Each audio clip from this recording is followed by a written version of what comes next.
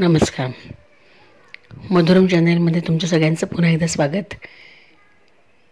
लेखांचा माझा हा मधुरम चॅनेल, याच्यामध्ये व्हिडिओ हा म्हणजे माझ्या विचारांचा, माझ्या मनातल्या द्वंद्वांचा, मनातील भावनांचा व्हिडिओ मी तुमच्यापर्यंत पोहोचू द्यायचं समजा. कारण कंटेंट जरी लेखांचा असला तरी विचार हे मनातील आरसाच आहे. त्यामुळे हा मधुरम चॅनेल तुम्हाला नक्कीच आवडेल अशी मी आशा करते. आज एक वेगळा पुन्हा विषय, महिला दिन जवळ येतोय. आपण परवा सप्तपदी याविषयी बोललो. मग ह्याच्यामध्ये सौंदर्याचा उल्लेख मी केला की ज्या क्षणी पाहिली तिला होकार गृहीतच धरला. मी तुला आवडलो का, तिला विचारलंच नाही. खरंच केवळ बाह्य सौंदर्य म्हणजे केवळ मनाला तात्पुरता दिलासा देणारे एक साधन. आपल्याकडील सौंदर्य आपण स्वतः कधीच अनुभवत नाही. केवळ एखाद्याच्या नजरेतूनच एखाद्या स्त्रीचं सौंदर्य तोलणं म्हणजे आपण स्वतःचा अपमान करून घेण्यासारखं नाही का? मी कशी दिसते हे आपण दुसऱ्या कोणाला तरी विचारून ठरवणं आणि त्यानुसार आपली सौंदर्याची देखरेख करणं म्हणजे स्वतःच्या स्त्रीत्वाचा नकळत निषेध केल्यासारखं आहे असं वाटलं का? वाटेल का? वाटतंय का? मला वाटलं. स्त्रीने स्वतःचं सौंदर्य स्वतः ओळखण्यासाठी किंवा ओळखायला हवं. मात्र बऱ्याच अंशी स्त्रियांना स्वतःच्या शारीरिक सौंदर्याचा न्यूनगंड, कमीपणा वाटतो. हे समाजात वावरताना निश्चितच बघायला मिळते. तुलना करणं आणि स्वतःकडे कमीपणा घेणं या उपजत भावना स्त्री स्वभावात दिसून येतात. त्यामुळे आपल्याकडे काय आहे यापेक्षा काय नाही याचाच विचार आपण जास्त करत राहतो आणि नसलेल्यांचा रितेपणा जाणवत असलेल्या गोष्टीतील सौंदर्याची जाणीव करणंच विसरून जातो.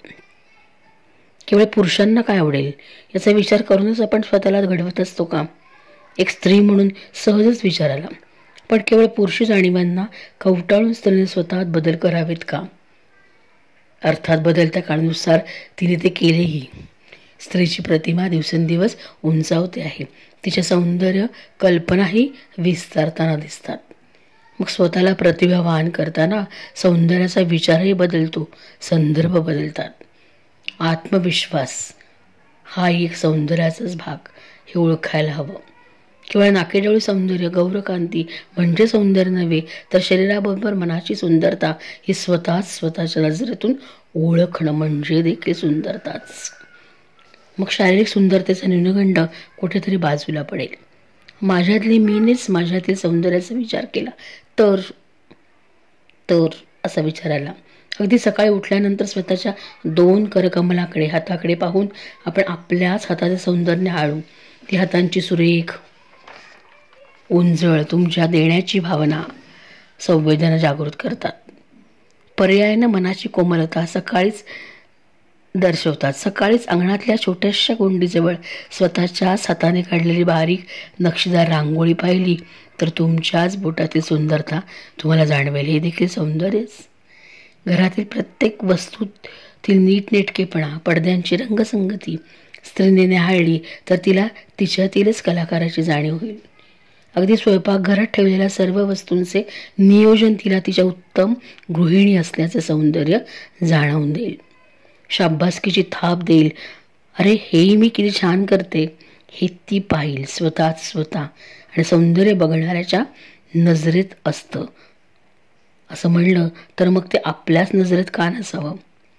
दुसऱ्या कोणी आपल्यातील सौंदर्याचं मूल्यमापन का करावं? सुंदरता केवळ तुमच्या दिसण्यातच नाही तर तुमच्या कामात, कर्तृत्वात आहे.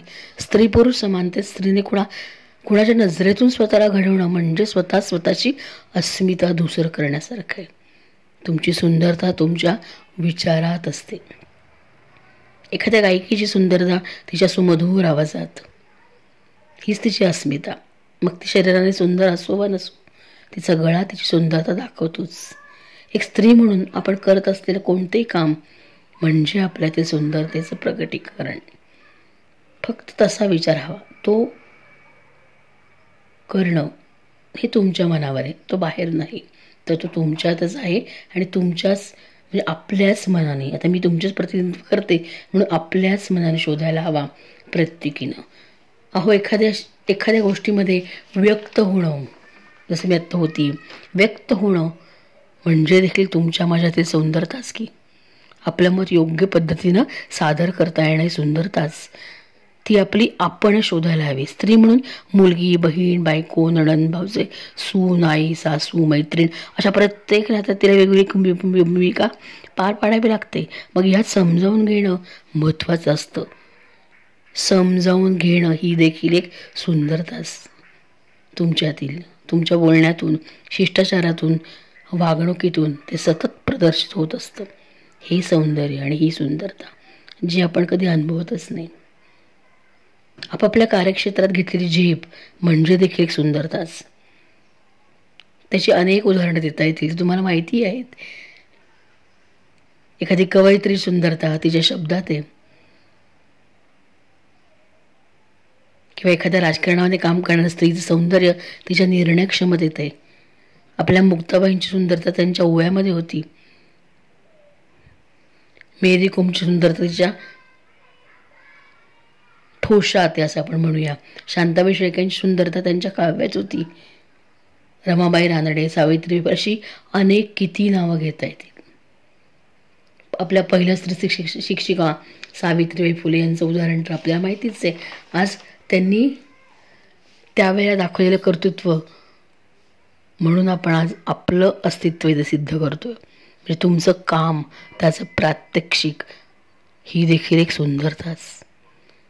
आणि अहो साधेपणा ती सुंदरता आहेच की. साधं राहणं म्हणजे देखील एक प्रकारचं सौंदर्यच. प्रत्येक वेळीच बाह्य गोष्टींची गरज असते तसं नाही. स्वभावातील साधेपणा, दिसण्यातील साधेपणा, वागण्यातील साधेपणा सुंदरताच दर्शवतो. स्त्रीनं स्वतःतील सुंदरता ओळखायला हवी. एखाद्या गोष्टीत ठाम राहणं म्हणजे देखील सुंदरताच. नकार देता येणं म्हणजे देखील सुंदरताच. स्वतःला जसे आहोत तसे स्वीकारता येणं म्हणजे सुंदरता. मग सगळंच आपल्यात आहे तर तू छान दिसतेस या पावतीची कोणा दुसऱ्याकडून का अपेक्षा ठेवायची ना? बरोबर ना? मी सुंदर आहेच, नव्हे मी सुंदर होणार, अजून मी सुंदर होणार असं म्हणूयात. आणि आपली सुंदरतेची अस्मिता आपण सुंदरतेला जपूयात. स्वतःला ओळखूयात. अगदी निराशेतही कधी कधी सुंदरता असतेच की. अंधारातही सुंदरता असते. कारण अंधार हा प्रकाशाची वाट दाखवतो, निराशा ही आशेची वाट दाखवते, दुःख ही सुखाची वाट दाखवतात. मग प्रत्येकामधली सकारात्मकता शोधत आपण आपली सुंदरतेची अस्मिता जपूयात. आणि असा विचार करणं म्हणजे देखील सुद्धा आपल्या मनाची सुंदरता. आणि तुम्ही मनाने सुंदर असाल तर तुमच्या चेहऱ्यावर त्याचं तेज येणारच आणि येतच. कारण वृत्तीची शुद्धता ही तुमच्या चेहऱ्यावरील चैतन्य द्विगुणित करतं. सुंदरतेविषयी अजून बरंच काही बोलता येईल, पण सुंदरता म्हणजे काय, सौंदर्य म्हणजे काय, सुंदर मी होणारच असा आपण स्वतःला दिलेला एक आश्वासन आज या दिवशी असं म्हणूयात. आणि स्वतः सुंदर होत इतरातील हे सौंदर्य जपूयात, पाहूयात आणि फुलवूयात. धन्यवाद.